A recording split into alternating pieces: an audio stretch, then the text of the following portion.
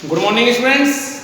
आज हम बेहद आसान और बेहद इंपॉर्टेंट और इंटरेस्टेड टॉपिक पढ़ाने वाले हैं जो एक प्राकृतिक है, नेचुरल है, वो है ह्यूमन आई, प्रकाशिक मानव नेत्र। ओके, तो देखो बेटा, आज हम प्रकाशिक तंत्र ऑप्टिकल सिस्टम में पढ़ाने वाले हैं मानव नेत्र, ह्यूमन आई। बहुत शानदार है, ये सभी के पास मिलता है, चाहे वो जंतु हो चाहे वो मानव हो, सभी के पास है। लेकिन हम यहाँ पर जो पढ़ने वाले हैं वो सिर्फ और सिर्फ मानव नेत्र की संरचना पढ़ने वाले हैं।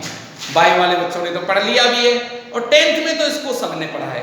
ओके बेटा, तो डायग्राम में बना रहा हूं, इसी डायग्राम को एज इट इज आप बोर्ड से नोट करोगे। ओके, तो देखिए बेटा, ये मानव नेत्र की संरचना है पूरी। ये जो मैंने बनाया है ये नेत्र लेंस है, क्रिस्टलीय होता है, लचीलापन है इसमें, और उत्तल लेंस है बेटा ये। तो प्राकृतिक, लिख दे रहा हूं मैं नाम, प्राकृतिक उत्तल लेंस।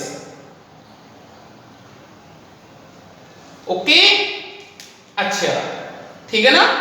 जो ये जिस पर टिका होता है ना, आंखों को आप इस प्रकार से घुमाओ तो ये जो लेंस दिख रहा है ना मेरी आंखें, तो जो लेंस जिस पर ऐसे चल रहा है ना, इस प्रकार से चलाओ इनको, तो जिस पर ये लेंस इस प्रकार से चल रहा है वो होती है हमारी पश्चमावी पेशियां। ठीक है, क्या होती है बेटा? पश्चमावी पेशियां। तो ये जो मैंने इस रंग से बना रखी हैं ये पश्चमावी पेशियां हैं जिस पर उत्तल लेंस टिका रहता है। पश्चमावी पेशियां जिसकी सहायता से नेत्र लेंस इधर उधर हिल पाता है, डुल पाता है। ओके, इसके बीच में देखो, बीच में ये काला काला सा दिख रहा होगा ना, काला काला सा ब्लैक सा, ये उभरा हुआ भाग है जिसे अपन कॉर्निया कहते हैं। ये जो उभरा हुआ भाग है ना, इसको अपन क्या कहते हैं बच्चों? कॉर्निया। ये कॉर्निया होता है बेटा। इसके बीच में एक पतला लिक्विड भरा होता है जिसे अपन नेत्रोद कहते हैं। क्या कहते हैं? नेत्रोद। जो ये काला काला सा भाग मैंने अभी मेरी आंख में बताया है ना, काला काला सा, इसके बीच में एक छोटा सा पॉइंट होता है ब्लैक कलर का, देखा होगा, रंगीन सा, कभी ब्लू कलर का सा दिखता है, नीला नीला सा, हल्का सा। जैसे आपके पास पेन है ना, पेन के आगे आगे जो छोटा सा पॉइंट है ना, अगर पॉइंट निकल जाए, क्या आप उस पेन से लिख पाओगे? बिल्कुल नहीं। ऐसे ही अगर ये पॉइंट, ये ब्लैक सा है, ये अगर हट जाए तो आपको कुछ नहीं दिखाई देगा, और ये कहलाती है हमारी बेटा पुतली। क्या कहलाती है? पुतली। जो कम प्रकाश के होने पर क्या होती है? कम प्रकाश फैल जाती है और ज्यादा प्रकाश पर सिकुड़ जाती है, पारदर्शी होती है बेटा। ये है डायफ्राम। ये डायफ्राम होता है, ये अपारदर्शी झिल्ली का बना होता है, इसमें से होकर कोई प्रकाश प्रवेश नहीं करता बच्चों, ध्यान रखना। ये दरवाजे की तरह कार्य करता है, ठीक है ना। ये डायफ्राम है, ये नेत्र लेंस हो गया, पश्चमावी पेशियां में, इनके बीच में गाढ़ा सा द्रव भरा होता है, ये गाढ़ा सा द्रव होता है। ओके, जिसे अपन क्या कहते हैं? नेत्रोद कहते हैं, सॉरी, काचा द्रव।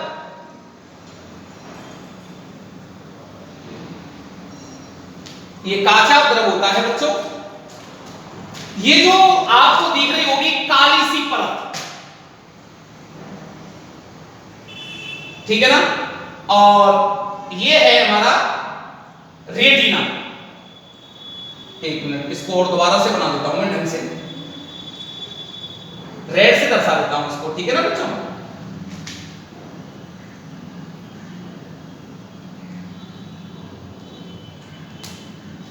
अपन इस प्रकार से बनाएंगे इसको जिससे आपको सभी को दिखे। साफ साफ दिखे।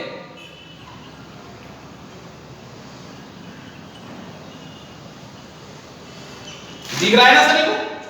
ये क्या है? जो रेड रंग की जो आपको दिखाई दे रही है ना, ये क्या है बेटा? रेटिना। ये रेटिना है बेटा हमारा,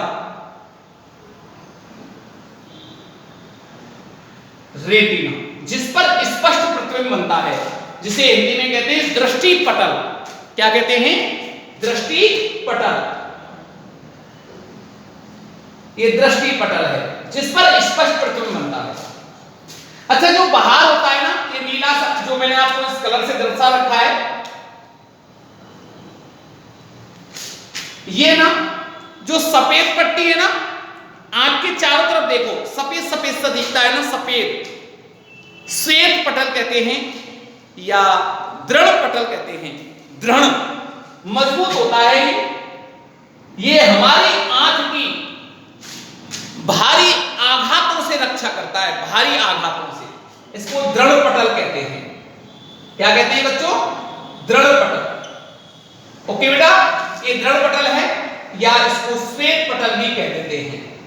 ये ध्यान रखना, जो हमारी आंख की बाहरी आघातों से रक्षा करता है। वाई का था, मैंने पीडीएफ भी आपको बना रखा है इसका। जैसे में इसको आप तक वीडियो पहुंचेगा ना, तुरंत पीडीएफ भी पहुंच जाएगी, ठीक है ना। और जो मैं समझा रहा हूं उसको वीडियो से देखें और एक बार उसको पढ़ के देख लें, बिल्कुल एकदम दिमाग में फिट बैठ जाएगी, कोई डाउट नहीं रहेगा। अच्छा देखिए, जो काला सा भाग है ना, काला काला, ये कहलाता है कोरोइड, रक्तक पटल।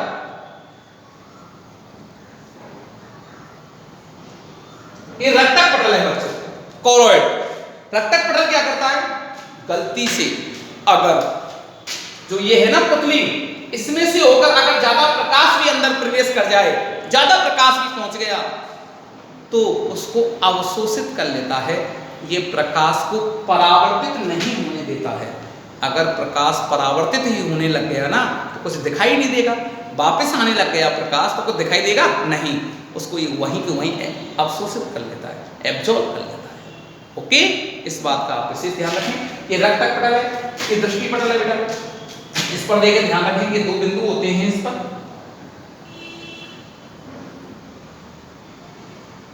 ये तो होता है बेटा पीत बिंदु, पीले रंग का होता है। इस पर स्पष्ट प्रतिबिंब बनते हैं इसके द्वारा। कैसे? स्पष्ट, ये स्पष्ट प्रतिबिंब बनता है। और ये अंध बिंदु होता है, अंध बिंदु। इसके द्वारा क्या होता है? इसका संबंध, ये जो दृढ़ तंत्रिकाएं हैं, कौन सी तंत्रिकाएं?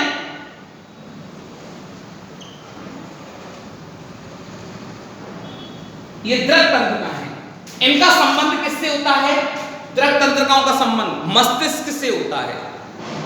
और अंध बिंदु है ना, तुरंत दृढ़ तंत्रिकाओं के माध्यम से संकेतों को मस्तिष्क तक पहुंचाता है। अंध बिंदु। पीत बिंदु पीले रंग का होता है, ये क्या करता है? स्पष्ट प्रतिबिंब बनाता है। तो ठीक है बेटा, इस बात का ध्यान रखें। रेटिना का काम क्या है? रेटिना का बोलो, स्पष्ट प्रतिबिंब बनता है, रेटिना पर बनता है। रेटिना पर जो भी प्रतिबिंब बनता है, जब प्रकाश किरणें आती हैं इस नेत्र लेंस में से होकर निकल करके, तो इसका प्रतिबिंब रेटिना पर बनेगा, स्पष्ट बनेगा। स्पष्ट बनाने का काम है पीत बिंदु का, ठीक है ना। अच्छा, इस बात को ध्यान रखना, जो ये लेंस है इसके द्वारा बनने वाला प्रतिबिंब उल्टा बनता है। तो उत्तल लेंस तो मैंने आपको पढ़ाया है, हमेशा उल्टा प्रतिबिंब बनाता है, उल्टी इमेज बनाता है।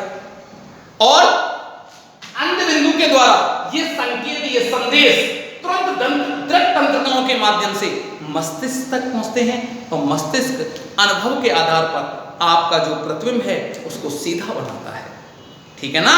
इस बात का विशेष ध्यान रखना बेटा। सभी के मैंने काम आपको बता दिए हैं, ठीक है ना। जो आंसू जो आते हैं वो नेत्रोद के द्वारा, जो भरण पोषण जो मिलता है आपको वो काचाभ द्रव के द्वारा।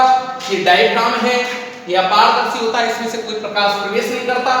कॉर्निया जो उभरा हुआ भाग है, पुतली, इसमें से होकर प्रकाश प्रवेश करता है।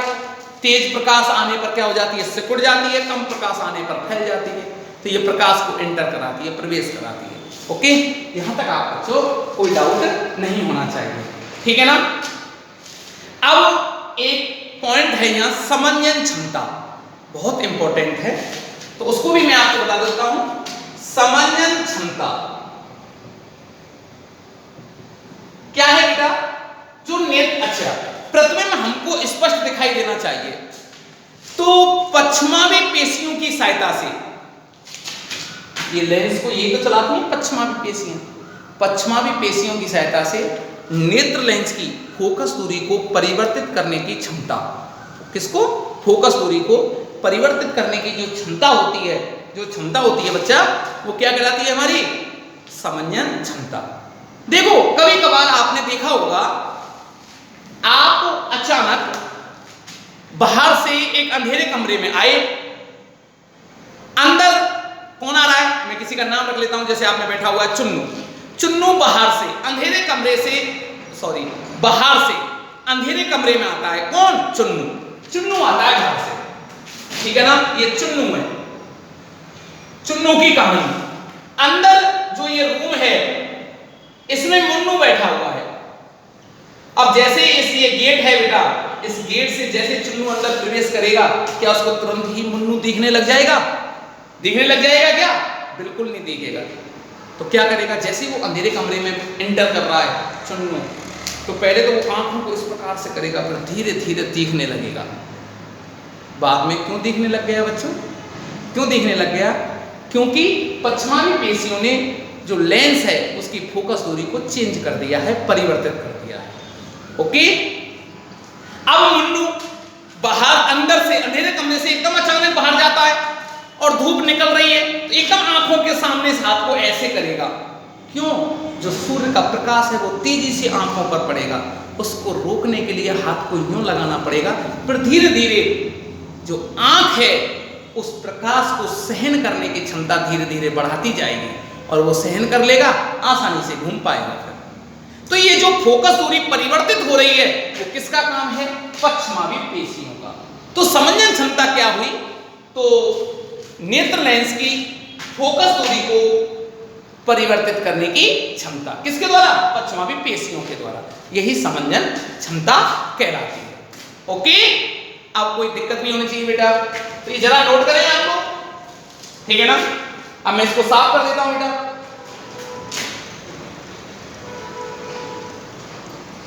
तो ये कहानी आपको पूरी अच्छी तरीका से लर्न हो जानी चाहिए बेटा, इसमें आपको कोई डाउट नहीं होना चाहिए। बहुत सिंपल टॉपिक है, ठीक है ना। अब ये चैप्टर आपका कंप्लीट कुछ समय में कंप्लीट ही होने वाला है। तो समंजन क्षमता ये मैंने आपको बता दिया कि पश्चिमावी पेशियों की सहायता से नेत्र लेंस की फोकस दूरी को परिवर्तित करने की क्षमता। अब एक होता है निकट बिंदु और एक होता है बेटा दूर बिंदु। निकट बिंदु होता है हमारी आंख के 25 सेंटीमीटर की दूरी पर, इसको अपन कैपिटल डी से दर्शाते हैं। दूर बिंदु होता है अनंत पर। कहां पर होता है? अनंत पर। निकट बिंदु किसे कहते हैं? देखो हमारी जो आंख है ना, जो स्पष्ट देख पाती है वो 25 सेंटीमीटर की दूरी तक देख पाती है। ओके, और 25 से जैसे कम करेंगे आंखों पर ज्यादा लोड होने लग जाएगा, ज्यादा लोड पड़ने लग जाएगा। और 25 से ऊपर जैसे ही आप जाओगे आपकी आंख पर कोई जोर नहीं पड़ेगा, कोई प्रभाव ज्यादा दबाव में नहीं होगी। ज्यादा दबाव में आंख हमारी कब होती है? 25 सेंटीमीटर पर, उससे कम दूरी पर हमारी आंख ज्यादा दबाव में होने लग जाती है। तो ध्यान रखना, ज्यादा समंजन क्षमता जो मुझे लगानी है वो निकट बिंदु पर लगाई जाती है, ज्यादा मैक्सिमम। इस पर आपको कुछ भी नहीं लगानी, इस पर समंजन क्षमता, इसमें क्या लगानी है? समंजन क्षमता लगानी है, इसमें कोई समंजन क्षमता नहीं लगानी। तो निकट बिंदु की डेफिनेशन क्या होगी? आंख के निकट स्थित वह बिंदु, आंख के निकट स्थित वह बिंदु जिसे हमारी आंख अधिकतम समंजन क्षमता लगाकर देख पाती है, उसे हम निकट बिंदु कहते हैं। इसे कैपिटल डी से दर्शाते हैं, इसका मान 25 सेंटीमीटर होता है। दूर बिंदु, इसमें कोई समंजन क्षमता नहीं लगानी है, 25 से जैसे ऊपर जाओगे तो आसानी से हमारी आंख देख पाती है, कोई दबाव नहीं है आंख पर, कोई लोड नहीं है आंख पर, उसे कहते हैं दूर बिंदु। उसकी वैल्यू क्या होती है आपके लिए? अनंत। ओके बेटा, कोई डाउट तो नहीं है? क्या बोलेंगे इसमें, क्या समंजन क्षमता लगानी पड़ेगी? बिल्कुल नहीं लगानी। तो देखो बच्चा, आंख से दूर स्थित वह बिंदु जिसे हमारी आंख बिना समंजन क्षमता लगाए बिना आसानी से देख पाती है, वो दूर बिंदु कहलाता है। इसका मान कितना होता है बेटा? अनंत होता है। ओके, कोई डाउट नहीं है। अब इसके बाद आते हैं नेत्र दोष। ओके बेटा, कौन से दोष? नेत्र दोष। तो उनको मैं पढ़ाने वाला हूं, जरा इसको आप नोट करें। हाँ देखिए बेटा, दृष्टि दोष एवं उनके निवारण। तो पहला जो दोष है वो है, कोई क्रम नहीं है, हालांकि आप बोल सकते हो, कोई सा भी ले लो पहले। तो मैंने ले लिया बेटा निकट दृष्टि दोष। ओके, इसे कहते हैं मायोपिया।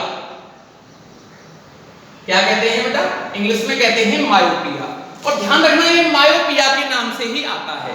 ओके, तो ध्यान रखो, इसे कहते हैं निकट दृष्टि दोष। ऐसा दोष जिसमें हमारा जो मानव नेत्र है वो निकट की वस्तुओं को तो साफ देख पाए, दूर की वस्तु को साफ दिखाई ना देख पाए, या साफ दिखाई ना दे। कहां की वस्तु? दूर की वस्तु। तो इसमें कहां की वस्तु साफ दिखती है बच्चों? निकट की। इसमें निकट की वस्तु तो साफ दिखाई देती है, दूर की नहीं। निकट दृष्टि दोष कहलाता है, मायोपिया कहलाता है। अच्छा जरा ध्यान रखना, ये दोष होता क्यों है? देखो मैं आपको बता देता हूं वाई डायग्राम के द्वारा। ये मानव नेत्र है बेटा। ओके, ये ऑब्जेक्ट है, कोई वस्तु है,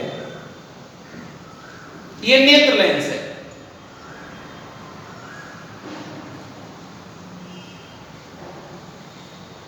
ओके, ये रेटिना है, रेटिना, यहां रेटिना है। ओके बेटा, कोई डाउट नहीं है। यहां से प्रकाश किरण इस प्रकार से आपतित हो रही है, तो ये रेटिना से, अच्छा ये द्वारक है, तो ये रेटिना से पहले ही फोकसित हो जाती है। इसकी इमेज यहीं बन चुकी है, जबकि इस इमेज को बनना कहां था? इस जगह पे बनना था, तभी हमारा प्रतिबिंब स्पष्ट दिखाई दे पाता।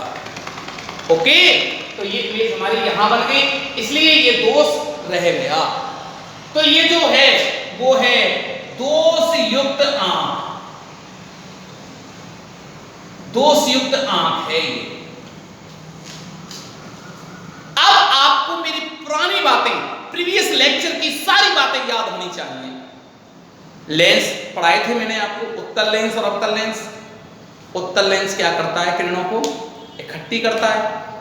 अवतल लेंस फैलाता है। अब देख, मुझे इस किरणों को यहां फोकसित कराना है, मुझे इसको यहां पहुंचाना है, तो बताओ किरणों को फैलाना पड़ेगा कि इकट्ठी करना पड़ेगा? फैलाना पड़ेगा। फैलाने के लिए मुझे कौन सा लेंस लगाना होगा? कौन सा? अवतल लेंस। तो जरा देखिए बेटा, तो दोष निवारण के लिए अपन को क्या करना है?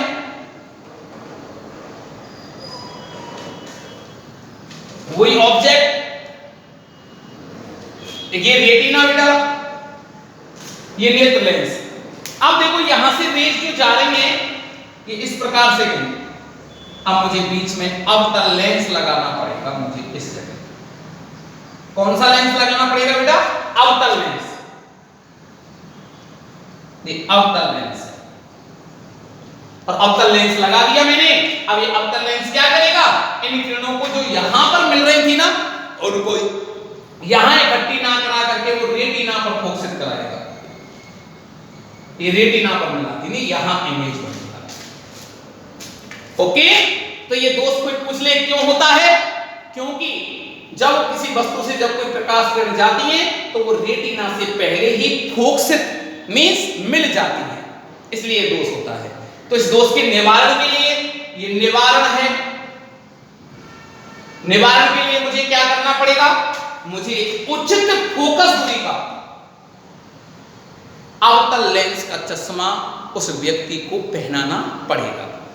ओके, तो एक बात ध्यान रखना बेटा, जितने भी दोषी व्यक्ति हैं आंख के और जिनको दूर की वस्तु साफ दिखाई नहीं देती है, उनके आप कह सकते हो अवतल लेंस का चश्मा पहना हुआ है। ओके, इस बात को आप ध्यान रखें। इसकी एक छोटी सी ट्रिक भी बता देता हूं, आपको रटना भी नहीं पड़ेगा। दोष दो प्रकार के हैं, यहां पर एक निकट, होने को तो 4 हैं, यहां पर एक ट्रिक बता रहा हूं छोटी सी। एक है निकट दृष्टि दोष, एक है दूर दृष्टि दोष। लेंस भी 2 प्रकार के, अवतल और उत्तल।